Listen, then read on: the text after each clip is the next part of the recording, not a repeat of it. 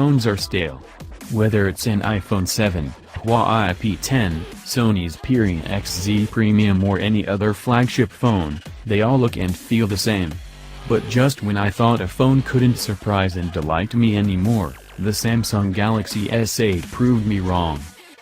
From the moment I picked up the S8, and its larger, 6.2-inch sibling the Galaxy S8 Plus I realized it was even more special than I expected. On this evidence, Samsung has surpassed anything we've seen before.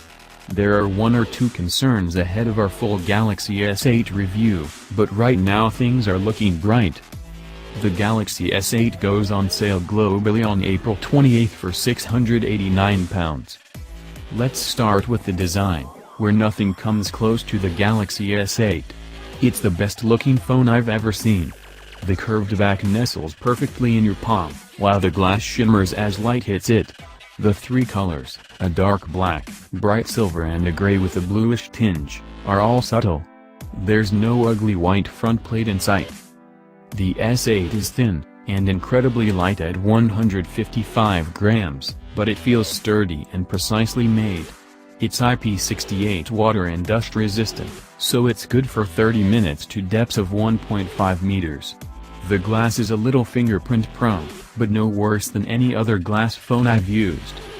Like the recently launched, and still excellent, LG G6, the front of the Samsung Galaxy S8 is almost all screen. And this is really what makes the S8 stand out. Unlike with the G6, though, the display here melts away into the sturdy metal rim. There's no Edge version this year, because both versions have a sloping panel. It's a much subtler curve than on the Galaxy S7 Edge, just like on the Note 7, and that makes it a lot easier to use. There's still a bit of extra reflection on this portion of the screen, but it's a small trade-off for such an eye-catching look. Having such a big display and tiny bezel means there's no room for the fingerprint sensing home button to sit on the front. Instead it's on the back, next to the camera. It's one of the few things I don't like. I hit the camera multiple times when testing it out, but maybe I'll get used to it. There's more to the display than just the curves, actually a lot more. First off, it has a new aspect ratio of 18.5:9, rather than 16:9. This means it's taller, essentially giving you more space in a body that isn't that much bigger than the S7's. While the Galaxy S7 had a 5.1-inch display, the S8 has a 5.8-inch one. It sounds huge, but the phone itself feels compact and Samsung is keen to point out that it can still be used comfortably in one hand. Like the majority of Samsung phones, the panel is AMOLED and has a slightly odd 2960 by 1440 resolution. It's also Mobile HDR Premium certified, so you'll be able to stream HDR, high dynamic range, shows from Amazon Prime and Netflix when those apps are updated.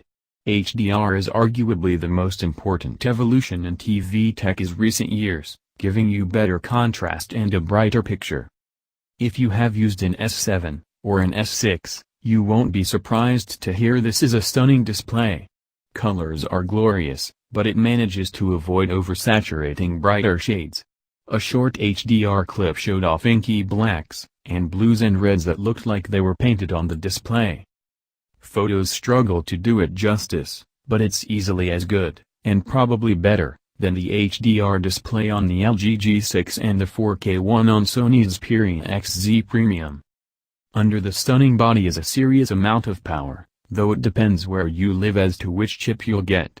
Brits, and others in Europe and Asia, will get Samsung's own Exynos 8895 chipset, while those in the USA will get a version with the Qualcomm Snapdragon 835.